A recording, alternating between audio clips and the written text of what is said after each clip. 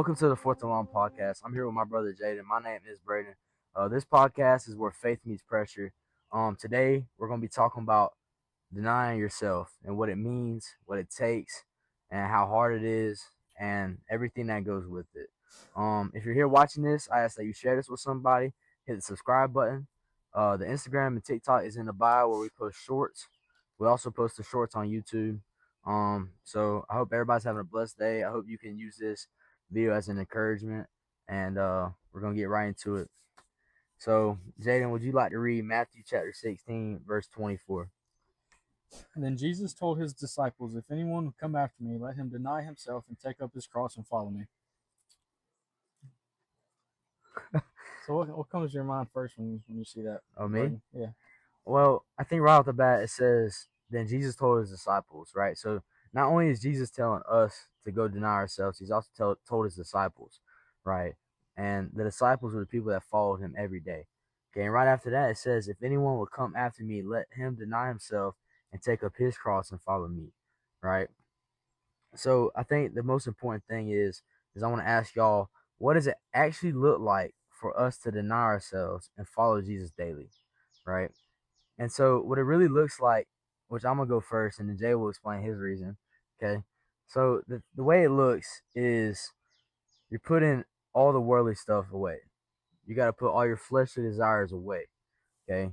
And when it says take up your cross daily, it says daily, not when you feel good, not when life is going great, not when you have money, not when you have a job, not when you have this girl of your dreams or man of your dreams, right? It's not when things are just going right, great. It's when things are daily, Yeah. right? And so I gotta stop saying right, bro. And so it comes to a point where you have to do it daily. You gotta follow him daily, right? Because if you only do it when you feel good, then it's not gonna work daily because you don't feel great every day, right? Jay, what does that mean to you? Well, first of all, this is the main verse I live by now. Um, I'm gonna get it tatted on me soon, but I think I think when I first read this verse, this is one of my favorite verses in the Bible. Because I think as a born again believer, I think this is the main verse that we have to live by. Um, But for me, when I said deny yourself, I think the first thing that came to my mind was like forgiving other people, like Jesus forgives, to love others, to turn away from that sin that you know is not going to give you that that long, that gratis, fudge, the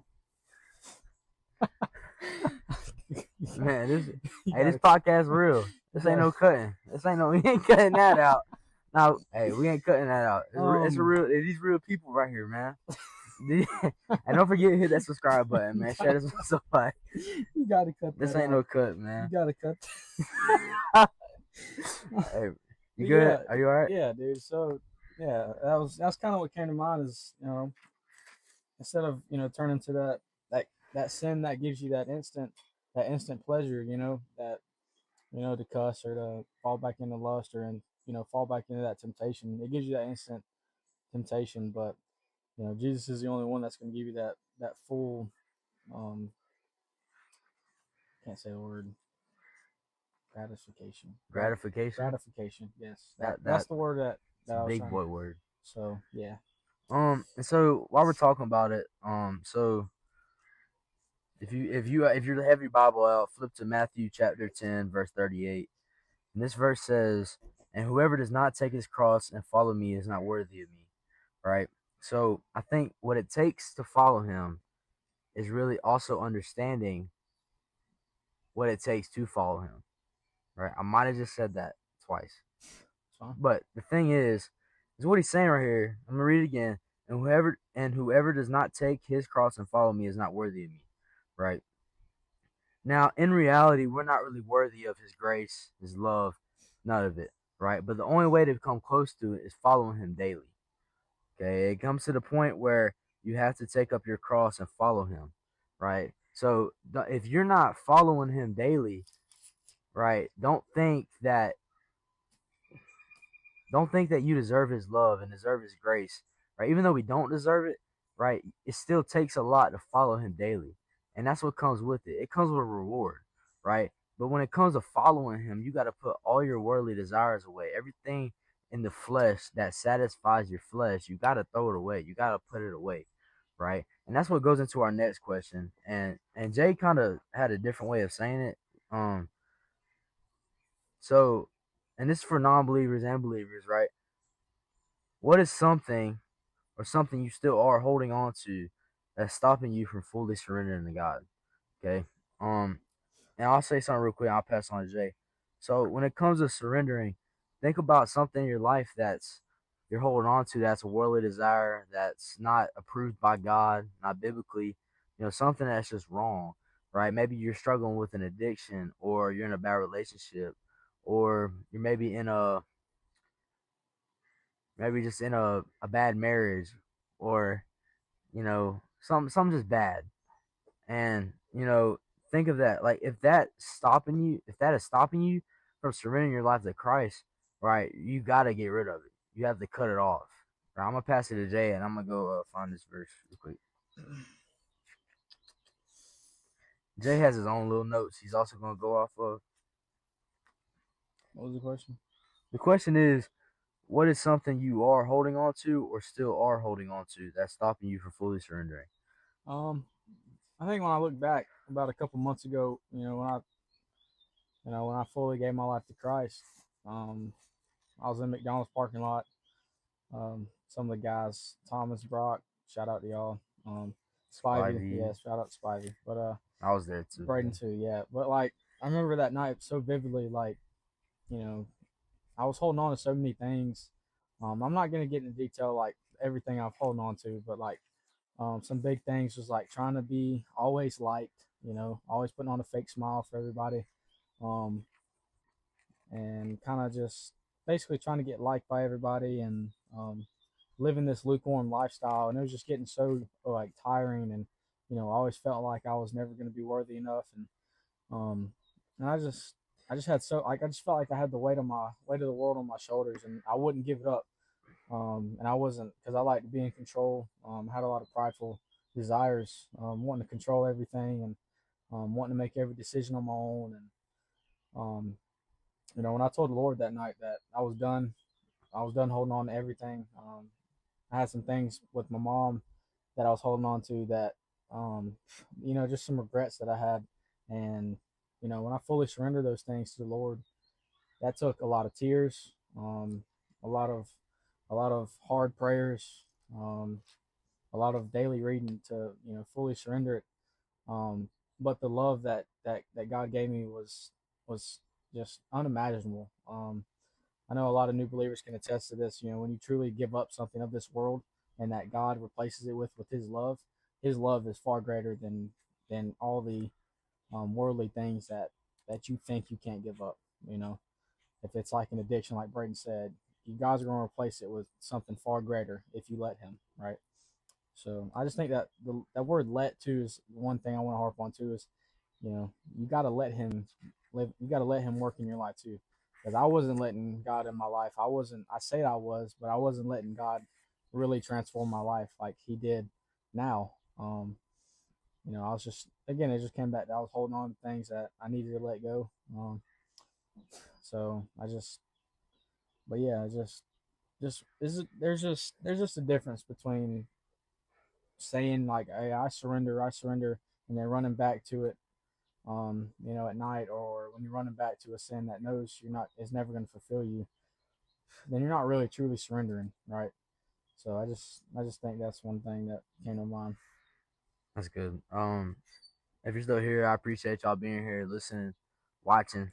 Uh, if you got any suggestions on what y'all kind of want us to cover, I would love for y'all to put that in the comments. But as we talk about surrender, I want to talk about Matthew chapter 4, verse 29. Yes, this whole little thing is talking about lust, but verse 29 says, "If your right eye causes you to sin, tear it out and throw it away. For it is better that you lose one of your members than that your whole body be thrown into hell." Right? And that's what it takes to surrender. Is absolutely just cutting it off, tearing it out, right? Like, and it's gonna be hard at first, right? If you really tore out your right eye, it would be so painful at the start, okay? But eventually, the pain is gonna go away, right? And that's the same thing with surrendering to Christ, right? The flesh and the world is going to hurt you so much because you cut it off. But I promise you that Christ is going to heal that, and it's going to make you feel so much more better in the end. Um, as we go back into this kind of, I won't say script, but just these three questions. Jay, got anything that you want to add? Um, It's about surrendering. yeah, the that verse when you got to tear out, if it's better to tear out your right eye than to get thrown in the pit of, like, that's real. One thing for me that I had to take out that I love was football. I had opportunities to go play, but I just felt like you You know got one? What, yesterday? yeah, it was just like something. I just don't feel at peace with it. But it took me to really understand that football is only temporary. Um, but I mean, as many of y'all, if some people that know me, I was a lot different person in high school than I am now, just because I was. That's not to blame football, but I was living wrong. I was, cussing out everybody I pleased, like, just taking my anger out on people that didn't need it, and it took a sacrifice for me saying, I love football, I love playing it, but I'm gonna sacrifice this to, be a soldier of Christ and to live for Him. So I think sacrificing, just because if you sacrifice something you really love on this world, imagine the what God's gonna give you, right? What He's gonna give you in place of that. So I think you got to sacrifice a lot if you want to be, but it's such a great reward. Yeah. Um, but yeah, And if you're an athlete and you're listening to this, I want you to think about how much surrendering you do without realizing it. Okay. See, you're always surrendering something. You're always replacing something, whether it's your time with God, you're either surrendering time with your family or playing the video games or something like that to spend time with God. But I want to think about, if you're an athlete, how much time in the summertime or in the off season and during the regular season, how much time you surrender to watch film and work out in the mornings and hang out with people.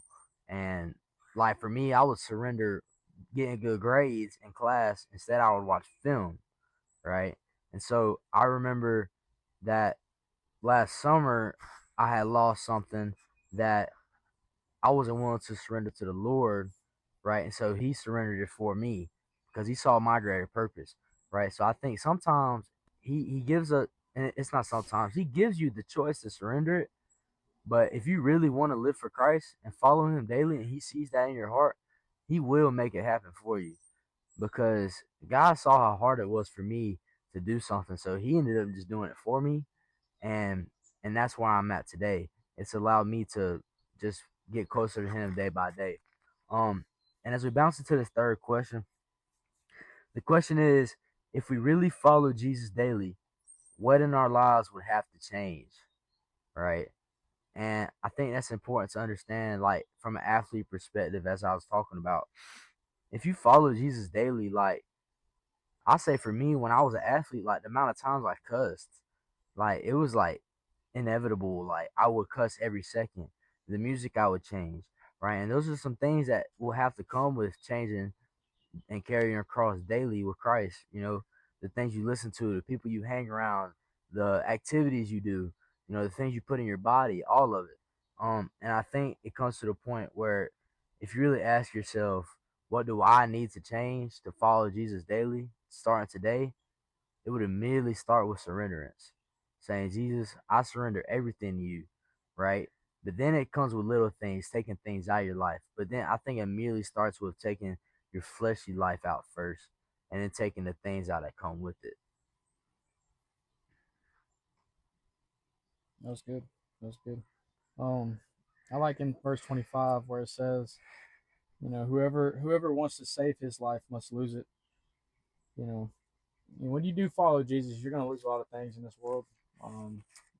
It could be like a person. It could be it could be anything. It could be an addiction. It could be something that you truly love to do on this earth. But you know, Hey, let me read the whole verse, and I'll let you keep talking. So verse 25 says, for whoever would save his life will lose it, but whoever loses his life for my sake will find it. yeah. Again, like when you lose your earthly life and give your earthly life up to God, He's gonna give you it. He's gonna give you that love back. But I just I'm just challenging somebody out there right now. Like, if you're still holding on to something that you feel like it's not, you know, that you don't want to surrender it because it makes you feel good, or you look cool in front of your friends. Like if it's drinking, smoking, like um, I've never done those things, but I know a lot of people that have, and not to condemn them or anything, but I just know that nothing's gonna that it won't satisfy you at all. Um, but it just Nah, no, goes, don't get him wrong. Like when you do those things, it satisfies you in the flesh at that time. yeah, But when it comes to everlasting life, like it does not satisfy you. It makes you drain you. Like no one, and just look at the people that drink and smoke and all that. Like they literally go back to it over and over and over. If it satisfies them one time forever, they would only do it once. yeah, But because it only satisfies them temporarily in the flesh, they have to go back to it over and over and over. That's the same thing with pornography and drinking, and you could say any sin you want to. My bad, bro. I didn't mean to cut you off, bro. no, I want to go to 2 Corinthians 5:7 real quick. It says, "For we walk by faith and not by sight." And I was, I was walking by, like, about 2 months, 2 to 3 months ago, before I gave my life to Christ. I was walking by sight, right? Trying to trying to prove myself to God and trying to, live a certain way. So, um, kind of like just to please Him, and please the world at the same time, and it'll never work. Um, but I think when it just comes down to, like, you gotta quit walking in your own understanding and walk in faith. Well, by that, when I say that, that means even though I don't know what tomorrow holds, I know that God's plan is, far greater. God's got me, and that doesn't mean just sit back and watch. It gives you a type of Understanding. yeah, like, understanding and peace about it, that what, no matter what happens today, God's got me, and I put my faith and trust in Jesus, that He saved my life, and um, that His will be done in my life. So AJ, I want you to tell them in football terms what it's like being an O lineman and the type of faith you got to have in your quarterback. And I want you to put it into the terms of you're blocking for the guy. Same thing for the running back. You're blocking for the guy, but you can't see him because they're behind you. And I want you to put it in terms also compared to God, because we can't see God. But explain to them in them type of terms the amount of faith you got to have in God and compare it to the quarterback. yeah, I mean, I think I'm an offensive lineman. Well, I was, but yeah, I think the front five, um, the type of team you have definitely depends on, like, the front five you have, and the amount of trust you got to have in those five guys, to put their body on to put their life on the line every snap, um, to protect the quarterback, right? And I just think there's no better position. I'm a little biased, but I think that's one of my I think that's the best front five, is because of the trust that the quarterback has to have in his offensive lineman. Because if one guy on the offensive line doesn't do his job, the quarterback's going to get smacked, right? Or the running back's going to get smacked, right? If you're running outside zone to the right and the right tackle, doesn't get his head on his outside shoulder, then the defense end's probably going to, split him and tear up the play. And I just think all it takes is it takes every guy to do their job and be disciplined. And yeah, it just goes back to, as a Christian, you got to be, you got to walk in faith and be disciplined. That every day, I treat it like this: like every day is another play, right? Um, are you going to take this play off, or are you going to put this? You're going to take this play at 100%, right? You're going to execute, and you're going to be disciplined about your walk. And yeah, the trust in a quarterback to his offensive line is amazing to see. And it that's the type of trust you got to have in God. Like, no, like, as an offensive lineman, right? You snap the ball, you do your job. Now the quarterback has to execute, right? And then you're putting your life on the line, so that quarterback, or the running back, right, is going to do his job and execute and hopefully score a touchdown, right? So I just think That's actually, I'm glad you brought that up because that's a good point. That refers back to your walk with Christ. So Yeah, I think it's also you could think of it. Jay talked about every play, but I'm thinking in my head like if you had five offensive linemen and two tight ends, like you could have the left tight end be Sunday going all the way down the line of the week, and on that right side is on the Saturday, you know. So the middle, so I say the left guard would be Tuesday, right? If the Tuesday you don't follow Jesus, the left guard gonna get blown up, and then you done. Right? Think of you as the quarterback, right? And like Monday, you gotta read your word, pray, all of it. But one day you don't. It's so easy for the enemy to creep in when you don't, right? Because when you do that stuff, you have the spirit around you as well in you. You have it protecting you. But when you let your guard down, the flesh can attack so easy and fast. Um, but yeah, that's kind of and yeah, that was good. I wanna the verse I was gonna read 2 Timothy chapter 2 verses 12 and 13. It says, "If we endure, we will also reign with him. If we deny him, he will also deny us." Verse 13 says, "If we are faithless, he remains faithful, for he cannot deny himself." Right? In this context, to deny Christ means a final rejection of him. This is not merely a temporary lapse in one's faith if we are faithless. You know, so think about it.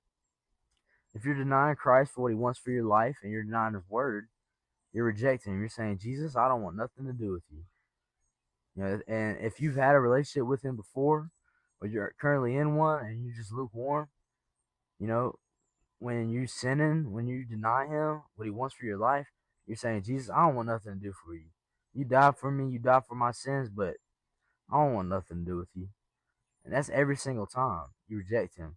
But I want you to think about how he comes back to you open arms, right? Not even come back to you. He's just already there, right? You don't have to walk far. You don't even gotta walk an inch, in my opinion. You can just fall forward, you know.